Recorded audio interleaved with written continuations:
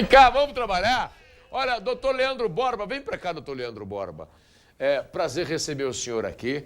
A gente teve algumas mudanças no Código Penal, que acontece no Código Penal em relação à lei da Maria da Penha, né? Que são leis dos crimes hediondos e a lei de execução penal. E para explicar esse assunto, o doutor Leandro Borba, que já é o nosso sócio aqui do programa. Doutor Leandro Borba, o que mudou na lei Maria da Penha, doutor? Veja só, Messias, veja só, caros ouvintes, nós tivemos uma lei especial editada recentemente que modificou pelo menos 5 diplomas normativos brasileiros. Código Penal, Contravenções Penais, Lei dos Crimes Hediondos, Lei Maria da Penha e também a Lei de Execuções Penais. Veja só o rol, né, a gama enorme de modificação legislativa que foi levada a efeito por conta dessa lei específica em proteção à mulher. Com um detalhe, o que nós percebemos foi que essa modificação veio para acabar de vez com a questão da misoginia e da discriminação do gênero feminino. Tá, essa questão da cadeia aí, doutor, o senhor acha que dando mais cadeia, aumentando cadeia para essa turma, vai resolver, doutor? Messias, é o seguinte, tempos atrás, vamos pegar aí um ano atrás, eu não acreditava que pena majorada, pena mais alta, não inibia o crime. Eu pensava dessa forma. Mas com o passar do tempo, com a lida na advocacia, eu pude perceber que sim. Eu vejo da seguinte forma, em se tratando de uma pessoa normal, uma pessoa comum, não voltada para o crime, ela vai pensar 2 vezes antes de praticar qualquer crime contra a mulher, contra qualquer pessoa que seja. Então, se essa pessoa que é normal, ela zela pelo seu nome, zela pela sua imagem, pela sua liberdade, ela vai refluir, vai pensar 2 vezes antes de praticar o crime. Agora, se se tratar de uma criminoso, pessoa... quanto mais, uma pessoa que é talvez inimputável, né? Uma pessoa que não tem o discernimento, que sofre de alguma patologia psiquiátrica, aí não pode se esperar muita coisa dessa pessoa. Porque assim, a gente viu ali a Maria da Penha, mas parece que os caras continuam matando, continuam praticando crimes contra suas esposas, suas namoradas, quer dizer... E, gente, é muito claro o seguinte, a Lei Maria da Penha, ela não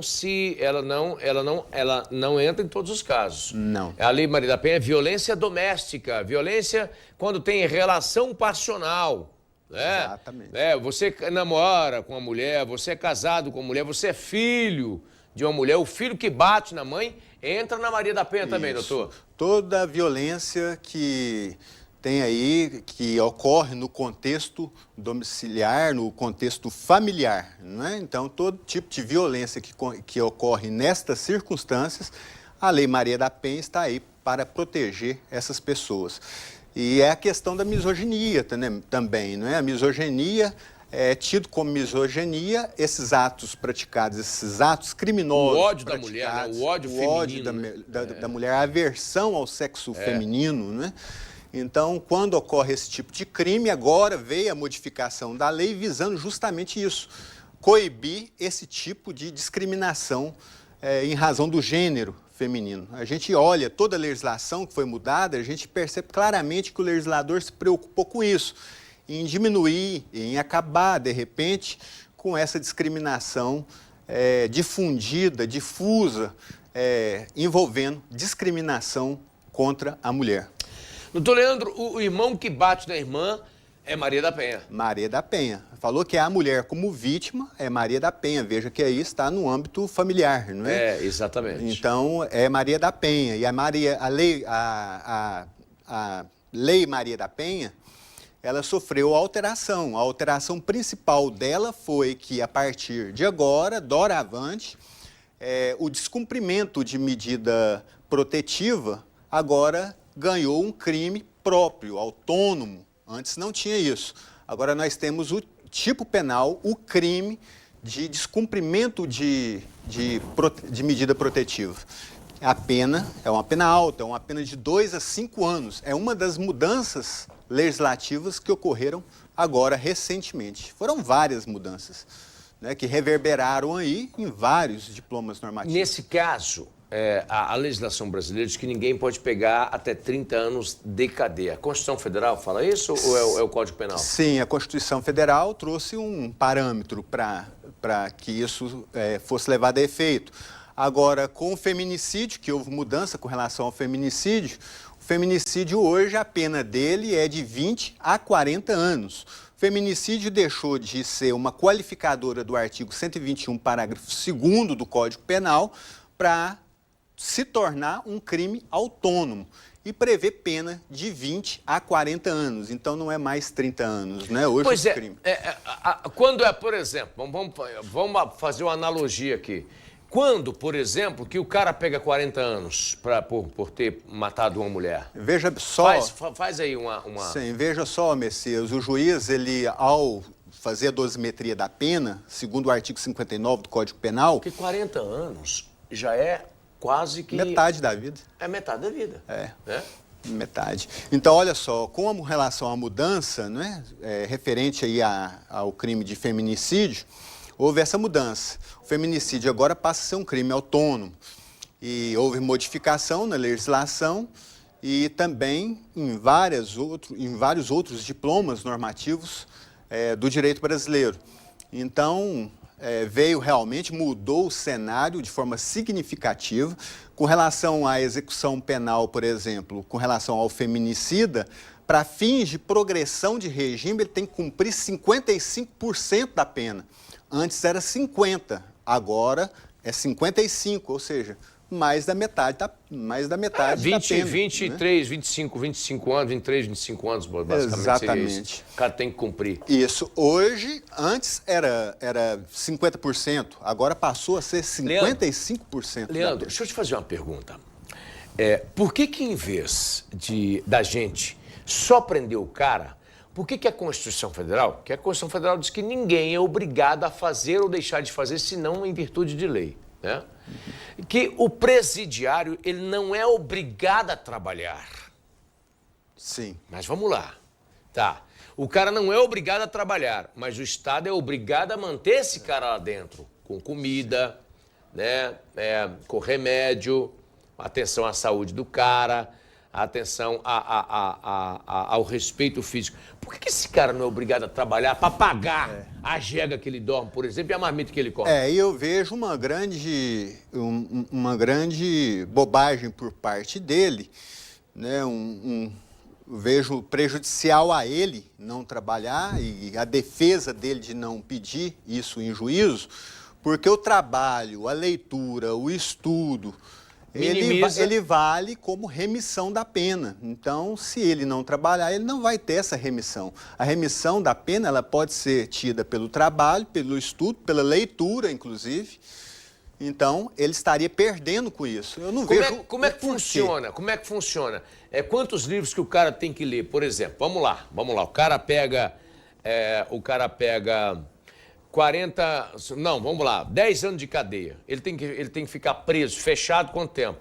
Sei não, aí depende do caso concreto, né? Temos que ver uma tabela que é prevista na Lei de Execuções Penais, porque houve uma modificação muito significativa, Messias, com relação a isso. Vou fazer a pergunta diferente, então.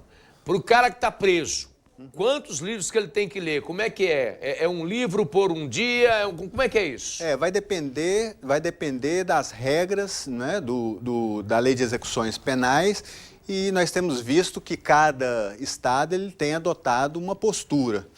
Cada estado ele traz as suas regras. Mas a lei de execuções penais não é nacional? Ela é nacional, mas ela pode ser, conforme a Constituição Federal, ela, nesses casos de execução penal e administração, ela pode ser delegada. A União é uma competência legislativa do Estado, mas em determinados casos ela pode ser delegada para da União, mas ela pode ser delegada para os Estados. Então, a depender do Estado, varia.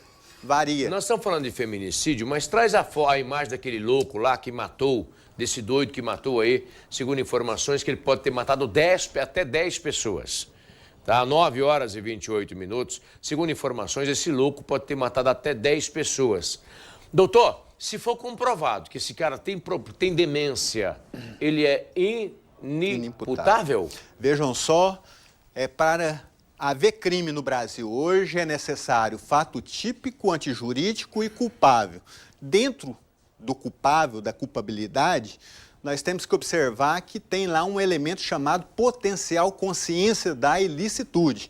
Então, se fizer nessa pessoa um exame de insanidade mental e descobrir que ele é inimputável, ele vai receber uma sentença absolutória, imprópria, chamada de imprópria, mas ele vai cumprir medida de segurança.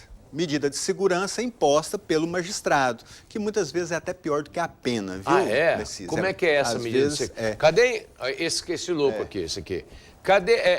Então, como é que é? Ele tem cara de ser um cara demente. Né? Agora, se comprovar que ele é imputável, eu vejo o seguinte, pelo que eu li da reportagem, ele praticou vários crimes, não é?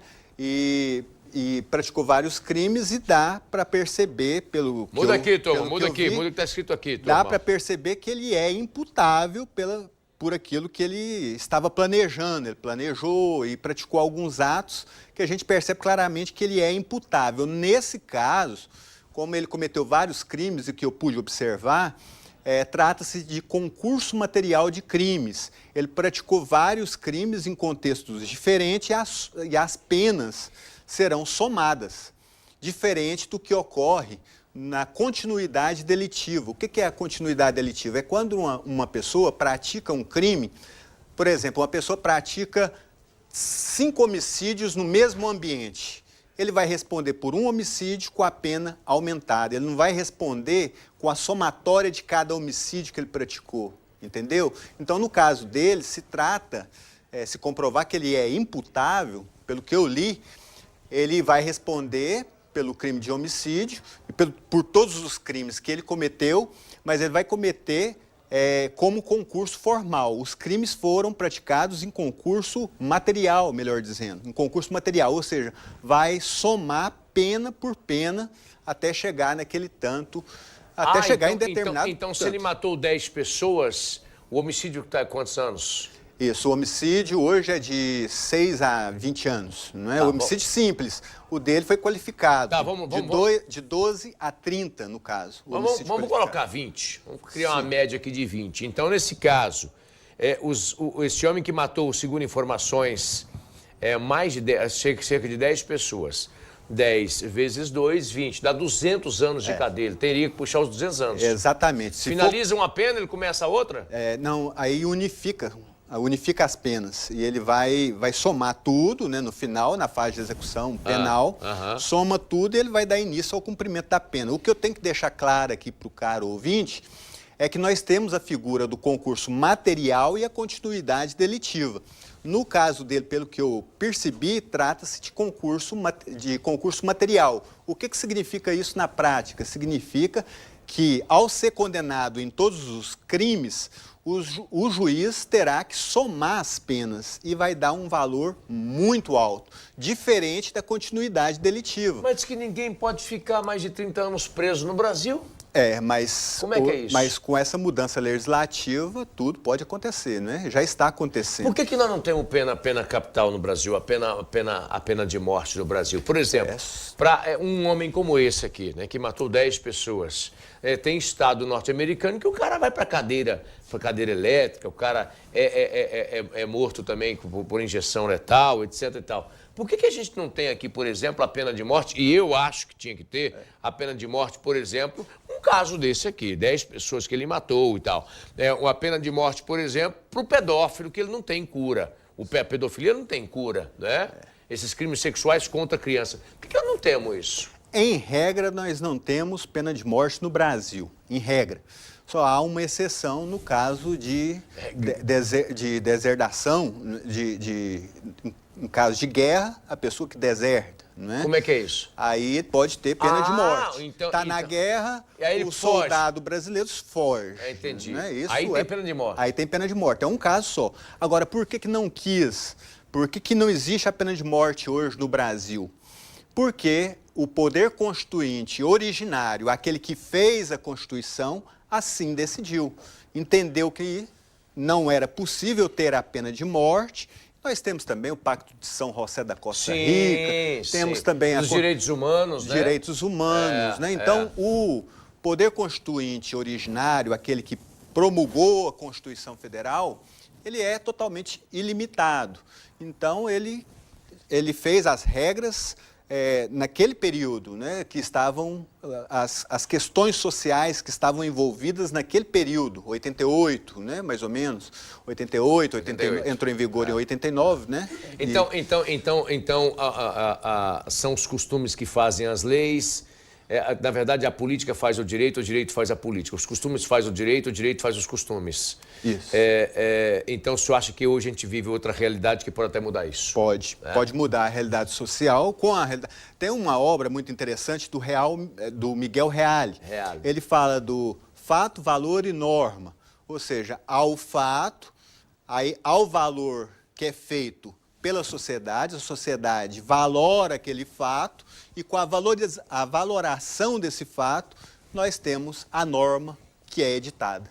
Doutor, obrigado pela participação, bate-papo gostoso. Eu gosto de vir aqui também. E esse material vai também para o seu... O senhor está no YouTube? Sim, eu estou no YouTube, canal Leandro Borba Ferreira Nascente, pode ir lá se inscrever, participe, critique do conteúdo que tem lá, ou seja, esteja conosco nessa empreitada aí de levar a comunicação no âmbito jurídico, né, as informações no âmbito jurídico para toda a sociedade. Você está dando aula? Carente, não dou aula ainda. Devia estar dando aula, o cara é bom, É uma vontade que eu tenho, mas por questão de tempo, né, não é possível enfrentar a sala de aula. Mas para mim é um prazer explicar aquilo que eu aprendo por meio da minha rede social, que é Leandro Borba Ferreira Nascente, YouTube. Doutor Leandro Borba Ferreira Nascente, muito obrigado pela participação. Para nós foi um prazer recebê-lo aqui. Muito obrigado, eu que agradeço. Um forte abraço. Vai com Deus, tá? Olha,